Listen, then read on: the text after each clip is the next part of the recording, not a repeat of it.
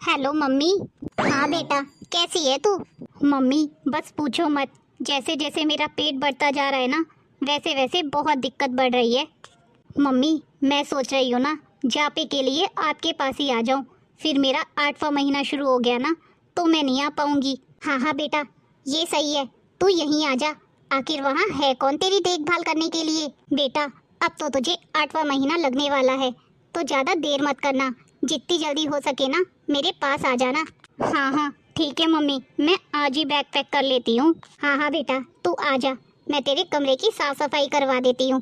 चलो अब निशा यहीं आ जाएगी तो मैं इसका जापा अच्छे से करूँगी, कोई दिक्कत नहीं आएगी। बेचारी अकेले वहाँ करती भी कैसे, आखिर वहाँ उसकी देखभाल करने वाला है ही कौन? सरिता, ओ बहू कहाँ है? जी मम्मी जी।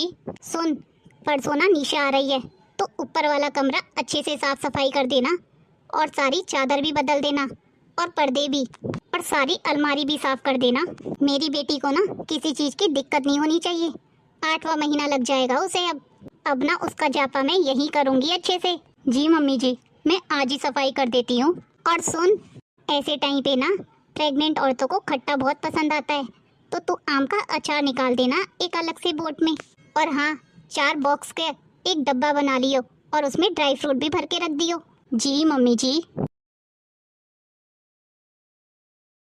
चलो दीदी के कमरे की सफाई तो अच्छे से कर दी मैंने, और पर्दे भी बदल दिए। अब किचन में जाकर ना दीदी के लिए अचार निकाल देती हूँ, और ड्राई फ्रूट्स भी।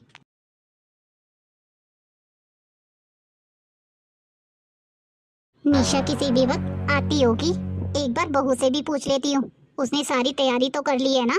बहू, बहू। जी मम्मी जी, मैंने तुझसे कल जो जो कहा था तूने कर तो दिया है ना? जी मम्मी जी, दीदी को जिस कमरे में रहना है ना, मैंने वो कमरा अच्छे से साफ कर दिया, और पर्दे भी बदल दिए। जैसा आपने बोला था ना, दीदी को अचार पसंद है, तो मैंने अचार भी अलग से डब्बे में निकाल दिया। लगता है निशा आ गई। आ गई बेटा तू? हाँ मम्मी, कैसी हो तुम? मैं ठीक हूँ बेटा। रास्ते में तुझे कोई परेशानी तो नहीं हुई? नहीं मम्मी, मुझे कोई परेशानी नहीं हुई। आ बेटा, आजा अंदर बैठ, थक गई होगी। मम्मी मैं अभी आती हूँ बाहर से सामान लेके। अरे रुक बेटा, यहाँ आकर ऐसी हालत में तू सामान क्यों उठाएगी? बहू जा, जाकर बाहर से इसका सामान ले आ। जी मम्मी जी, मैं लाती हूँ। दीदी आप बैठिए, आपका सामान मैं ले आऊंगी अंदर। तू बैठना बेटा, खड़ी क्यों है? और बता बेटा, दामाद जी कैसे हैं? काम कैसा चल रहा है उनका? मम्मी बहुत अच्छे हैं वो, और काम भी बहुत अच्छा चल रहा है उनका। दीदी मैं आपका सामान कमरे में रख देती हूँ। हाँ हाँ ठीक है भाभी।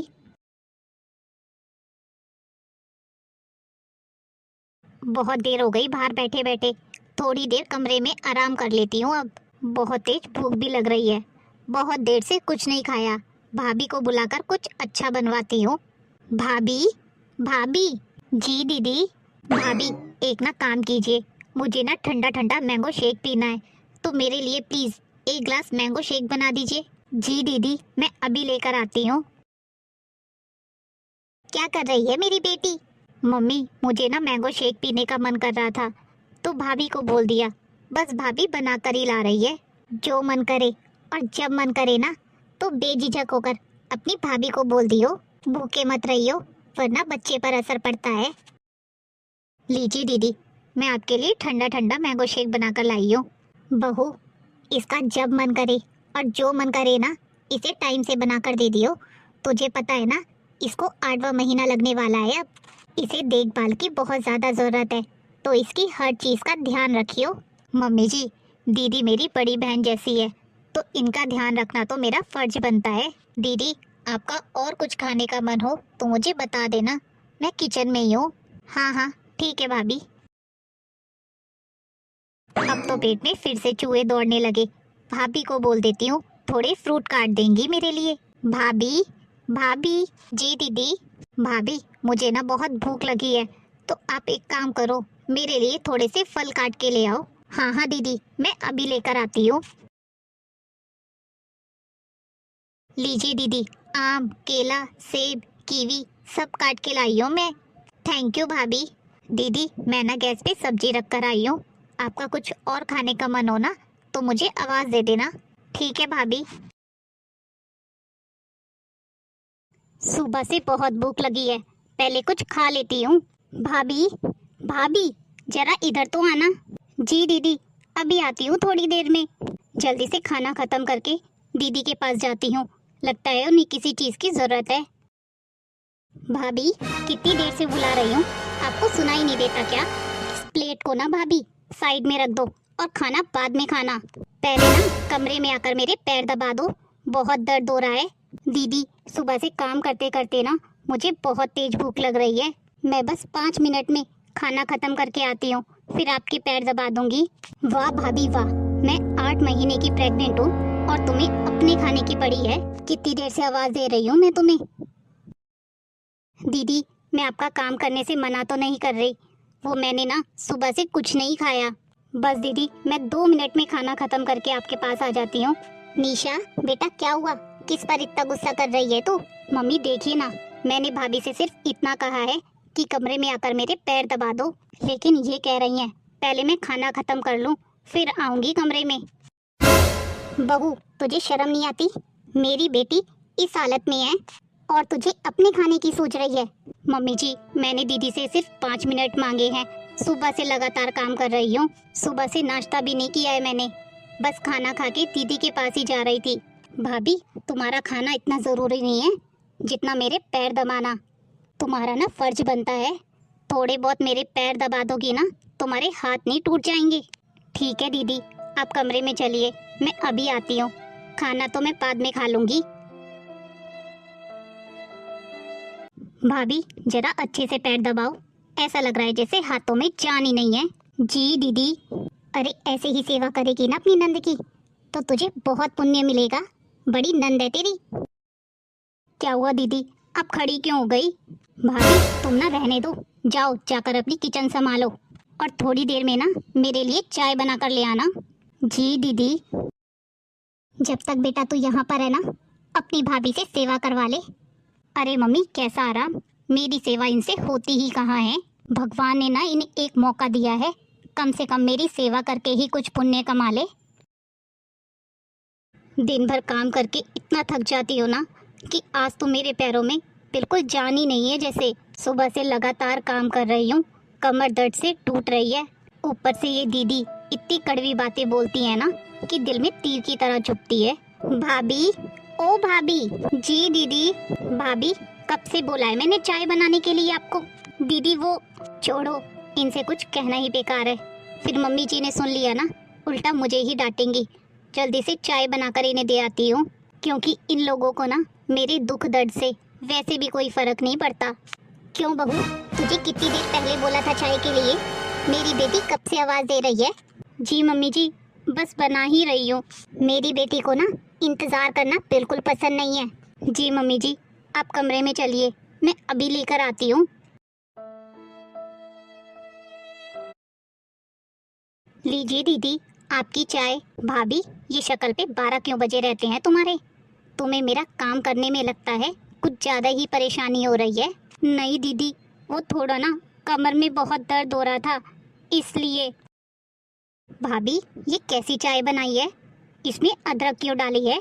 तुम्हें पता नहीं है क्या, जो पेट से होती है उन्हें अदरक कितनी नुकसान करती है? इससे मेरे बच्चे को नुकसान हो सकता है। वो सॉरी दीदी, सॉरी, मुझे पता नहीं था, मैं अभी दूसरी बना देती हूँ। भाभी, तुम्हें कोई काम ढंग से करना भी आता है या नहीं? भाभी, अगर मेरे बच्चे को कुछ हुआ ना तो इसकी जिम्मेदार तुम होगी। तुम्हें पता भी है माँ बनने का सुख क्या होता है, शायद इसलिए भगवान ने ना तुम्हें ये खुशी दी ही नहीं है। बस कीजिए दीदी, एक तो मैं पहले से ही बहुत परेशान हूँ, ऊपर से आप लोग मुझे नीचा दिखाती रहती हैं, हर बात पर मुझे बच्चों का ही ताना देती रहती हैं।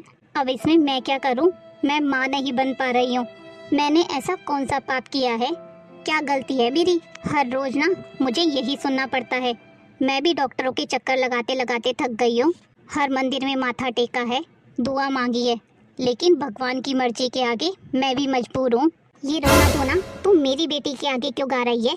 अपनी गलती क्यों नहीं मानती है? चाय में अदरक डाली ही क्यों तूने? मम्मी जी, वो गलती से डाल दी मैंने, मैं दूसरी बना कर ले आती हूँ अभी। तुझे अगर मेरी बेटी की सेवा नहीं करनी ना तो बता दे, अगर तेरी वजह से मेरी बेटी के बच्चे को कुछ हुआ ना तो इसकी जिम्मेदार तू होगी। मम्मी जी ऐसा मत बोलिए, मैं क्यों जानबूझकर दीदी के बच्चे को नुकसान पहुंचाऊंगी। मैं तो उनकी सेवा बहुत मन से कर रही हूँ। मम्मी जी गलती हो गई मुझसे। हर वक्त आप लोग मुझे नीचा दिखाते रहते हैं। भाभी इसमें नीचा दिखाने वाली कौन सी बात है? तुम्हें तो बस अपनी ही पीड़ा दिखाई देती है। कभी मेरी माँ के बारे में सोचा है? वो कब से दादी बनने के सपने देख रही है, लेकिन उनकी खुशी के बारे में नहीं सोचा किसी ने। मुझे देखो, मेरी शादी को 1 साल भी नहीं हुआ और मैं अपने ससुराल वालों को इतनी बड़ी खुशी देने वाली हूँ। वहाँ भी सब लोग मेरा बहुत ध्यान रखते हैं, बहुत प्यार करते हैं मुझे, क्योंकि मैं ना उनके घर का वंश आगे बढ़ाने वाली हूँ। दीदी माँ बनना ना हर किसी की चाह होती है। अगर किसी की गोद सूनी है तो इसका मतलब ये नहीं उसे हर वक्त ताने ही दिए जाएं। एक तो मैं अंदर से पहले ही बहुत टूटी हुई हूँ, ऊपर से आप लोग मुझे ताने देते रहते हैं। भाभी ताने नहीं दे तो क्या करें? देखो पड़ोस की बहुओं को, तुम्हारे साथ साथ उनके भी बच्चे हो गए हैं, लेकिन तुम्हारी शादी को 4 साल हो गए। तुम्हारी तरफ से ना खुशी की कोई खबर ही नहीं है। अब ना ये रोना धोना बंद कर, कहीं इस मनुष्यत का असर मेरी बेटी के बच्चे पर ना पड़ जाए, अशुभ ना हो जाए कुछ। मम्मी जी अगर आपको लगता है ना मैं दीदी के लिए मनहूस हूँ तो आज के बाद मेरा बनाया हुआ खाना या कोई भी काम दीदी का मुझसे मत करवाइएगा। दीदी की देखभाल के लिए ना मुझे उनके पास भी मत आने दीजिए। अगर मेरी मौजूदगी आपको अशुभ लगती है ना तो मैं आप लोगों के सामने ही नहीं आऊँगी। तेरी इतनी हिम्मत, तू काम के लिए मना कर रही है तो मम्मी जी और क्या करूँ? जब आप लोग मुझे अशुभ कह रहे हैं, मनहूस कह रहे हैं, तो मैं क्यों काम करूँ आप लोगों का? बस अब एक और शब्द नहीं। अगर खुद बच्चे पैदा नहीं कर सकती, कम से कम जो माँ बनने वाली है ना उसी की सेवा कर ले।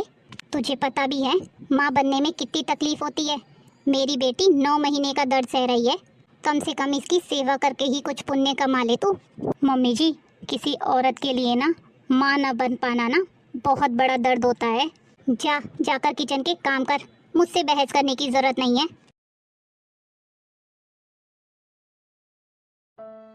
तुम यहाँ क्या कर रही हो? जी वो रसोई के काम। रात से तुम्हें इतनी तेज बुखार है और तुमने दवाई भी नहीं ली है। जाओ जाकर कमरे में लेटो तुम।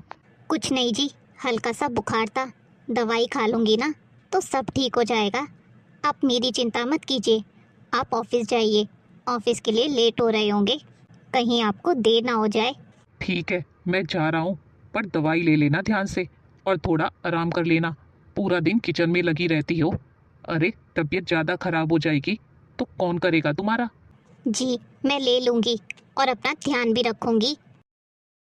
आज तो पूरा शरीर बहुत दर्द कर रहा है, ऐसा मन कर रहा है कि बस लेटी ही रहूं कमरे में, पर सो भी नहीं सकती। अभी तो दोपहर का खाना भी बनाना बाकी है। जल्दी से खाना बना के ना दवाई लेके थोड़ी देर आराम कर लेती हूँ। भाभी भाभी देखो तो कैसे आराम फरमा रही है। भाभी भाभी जी दीदी, वो सॉरी दीदी, कब से आवाज़ दे रही हूँ, कान में रुई ठूस रखी है क्या? ये कोई टाइम है तुम्हारा सोने का?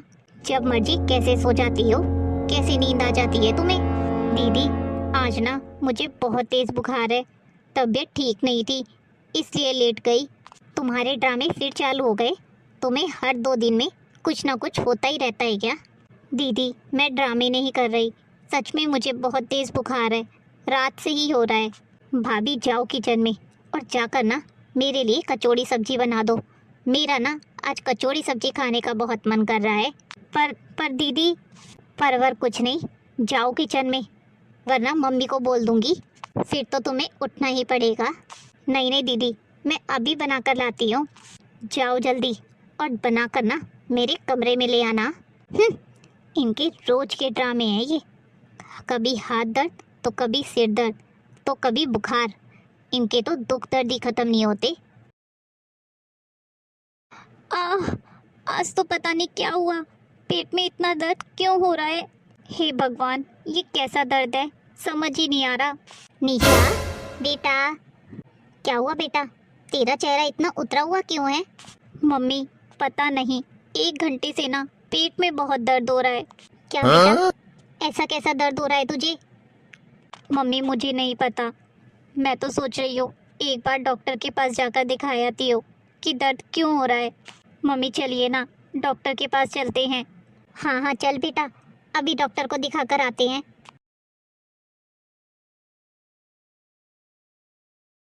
डॉक्टर साहब, क्या हुआ है मेरी बेटी को? इसके पेट में दर्द क्यों हो रहा है? कोई गंभीर बात तो नहीं है ना? इसका बच्चा ठीक तो है ना? देखिए, इनके पेट में दर्द इसलिए हो रहा था कि अब इनका बच्चा नहीं रहा, वो गर्भ में ही खत्म हो गया है। क्या डॉक्टर साहब, पर कैसे? देखिए, इन्होंने कुछ ऐसा खाया है कि जिसका असर बच्चे पर हुआ है और बच्चा गर्भ में ही नहीं बच पाया। हमने पूरी कोशिश की, लेकिन नहीं, मेरा बच्चा मुझे वापस दो। मम्मी, नहीं मम्मी।